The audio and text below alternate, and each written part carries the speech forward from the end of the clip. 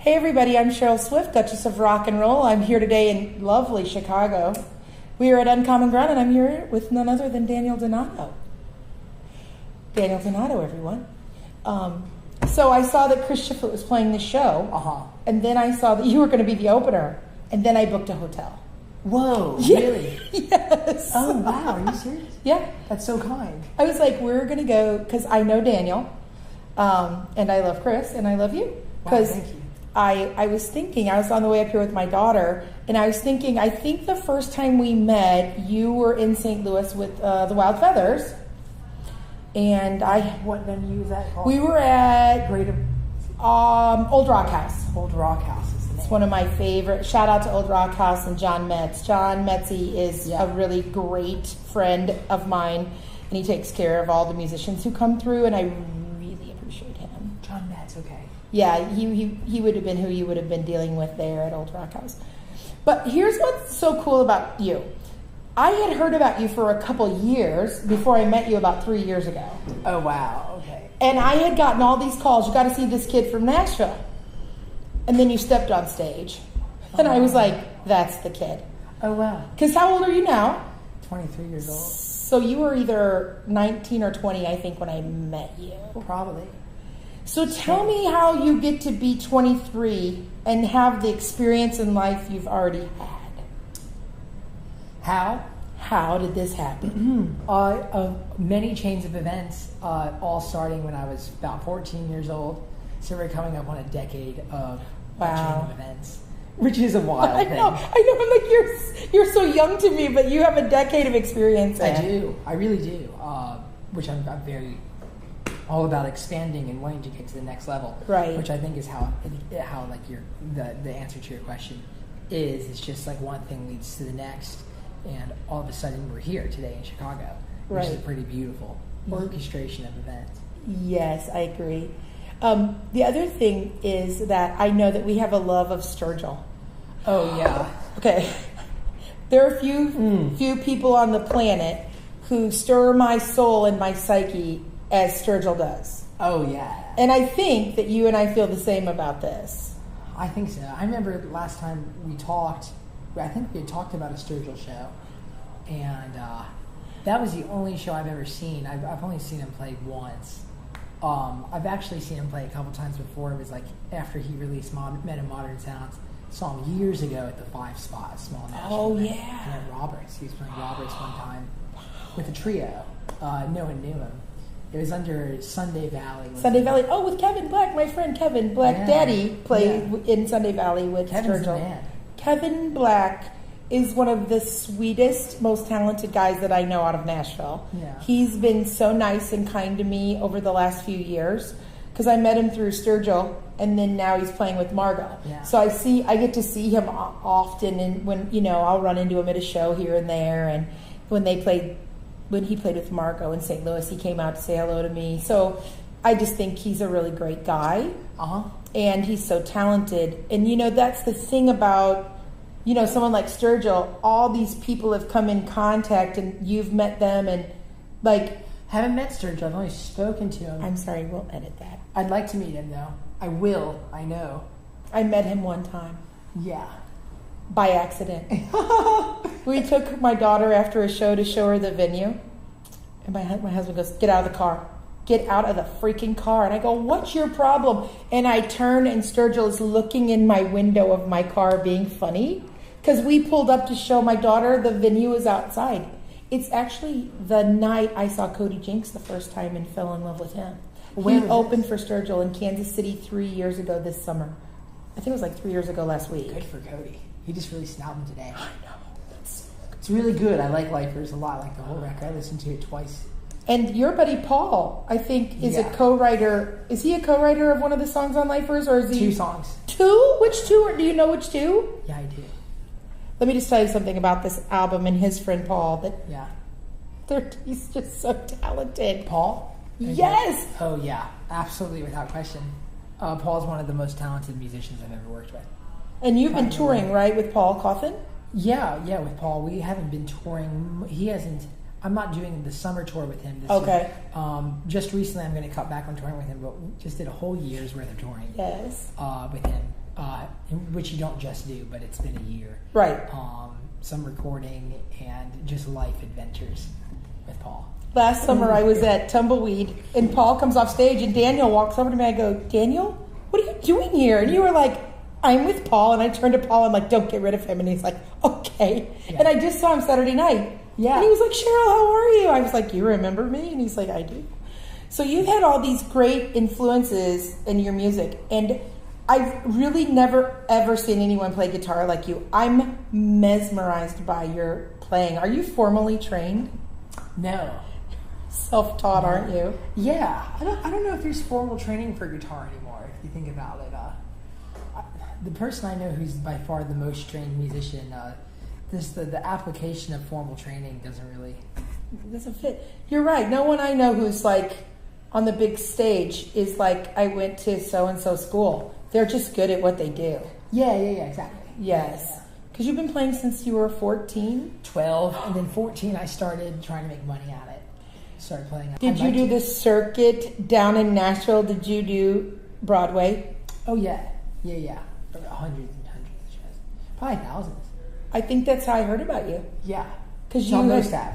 Everybody talked about this kid that shouldn't be on Broadway. Oh, whoa. That you should be out in the world playing. And there's always time, I'm very grateful to have had the scenarios I've had and the people I've been able to put myself around in.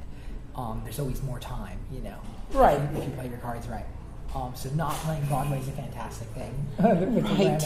I know that all my friends who've been able to leave Broadway, I mean, sometimes they go back, but it's not a bad thing. Like, it gets a bad rap. Like, I didn't mean to say circus, but like, you've got to cut your teeth somewhere. It is a bit of a circus now. Oh, it's a total circus. Yeah. And so it's a good thing. It makes a lot of money.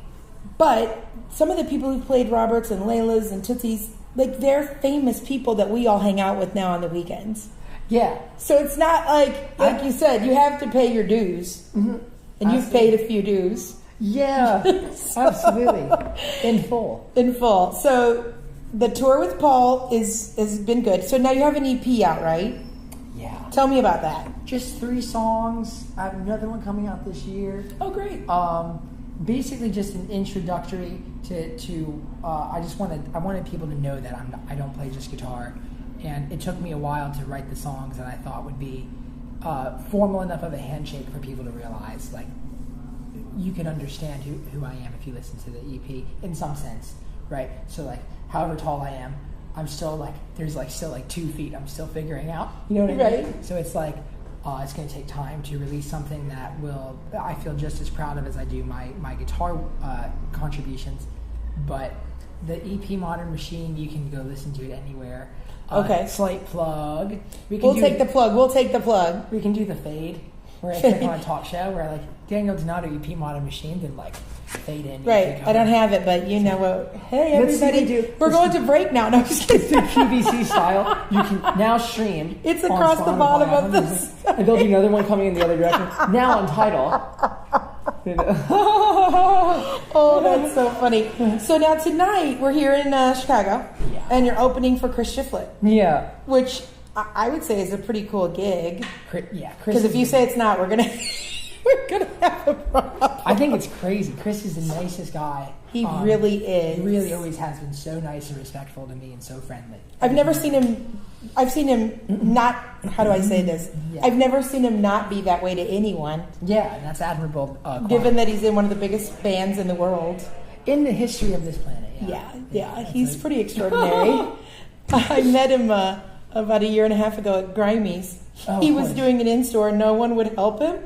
You know how you need, like, someone to hold ink pens and glasses and phones and purses and whoever was there was like, yeah. And I go, would you like me to help you? He goes, would you do that? And I was like, well, you're Chris Shiflett, so yes. So for like an hour and so, I took the pictures, took the purses, and he was so kind to me. Yeah. And I saw him at Kendall Marvel's Experience a couple months ago, and he was like, hey, from across the room, he's being wavy, and I was like, I'm sorry. Oh my God, he's talking to me.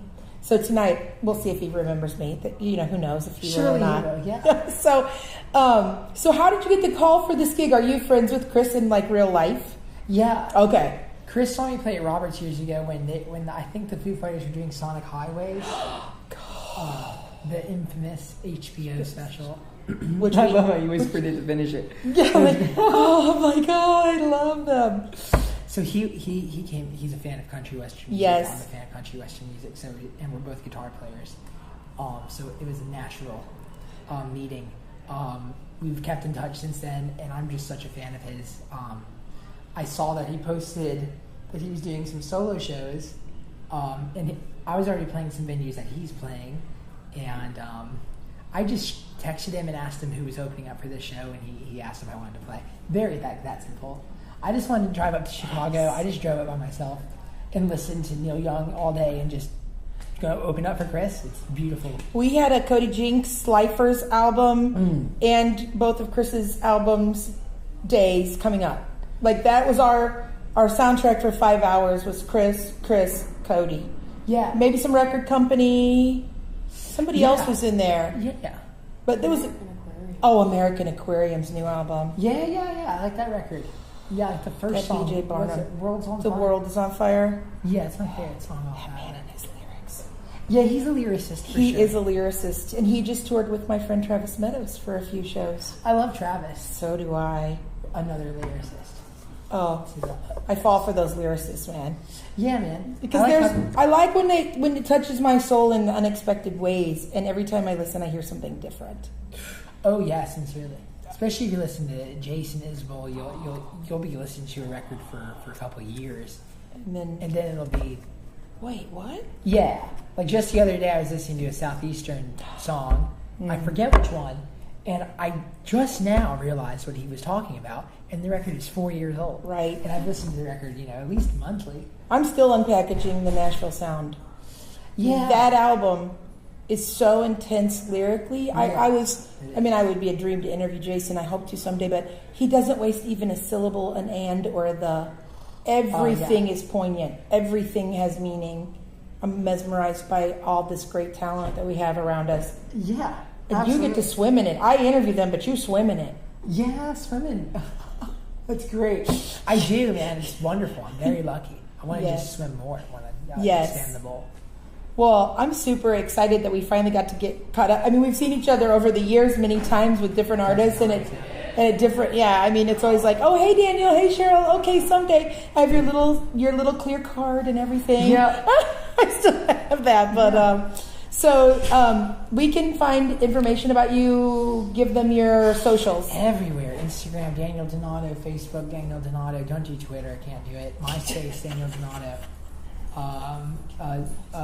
You like that? I like that whisper. Let's keep that whisper in there. That's good. I don't do Pinterest.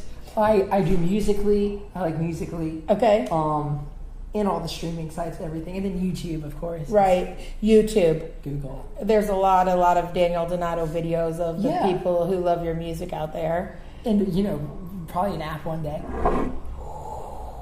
A guitar tuner. Well, I'm thrilled to get to see you tonight and to get to actually, because I've never seen you solo. I've always seen you with other people. This is solo acoustic. This is a rarity for me. This is going to be a treat. Yeah, it's going to be something. Ooh, I'm so excited. Well, thank you so much. It's Thank such you, an honor Cheryl. to get to spend some time with you. So I'm Cheryl Swift, the Duchess of Rock and Roll. We're here tonight in Chicago at Uncommon Ground with Daniel Donato. And we wish you all peace, love, and rock and roll.